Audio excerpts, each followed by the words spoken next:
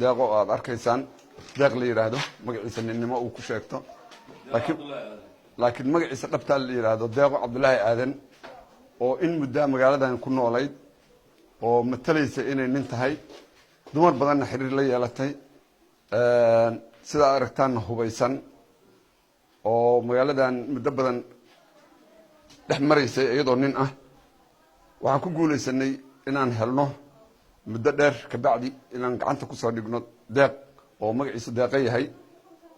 baaritaan dheer ka bacdi waxaan ogaanay inay tahay qof haween ah ujeedada iyo danta ay kala hayna wali hadda baaritaan bay ku jirtaa waxaan noo cadeeyay ciidanka booliiska haween baa ku jira baaritaan ay ku sameeyeen baa waxa ka soo baxday inay tahay qof haween ah waxay u isticmaali jirtay nin ahaan oo qalabka ninkay ka dhiganaysay dhexdu ugu xirnaa markii baaritaanka lagu sameeyeen waxa ka soo baxay in waxaan ay nin ahaan u isticmaalaysay iyadoo waa su'aali kartaan inay dumar tahay aniga hadda af joogo lama adeega iyada baa joogtaa idinta liigu soo eedeeyay waa ay jidha dumar baana qofka waxaan u watay dukaan baa leeyahay dukaankan ku waardiyeysto meel koondharaj ah qofna kuma dilaan qofna wax kuma yeelo gabadhan gabar cunug iyo ayadoo nafteeda halidaysa baan gurigeyga keenaan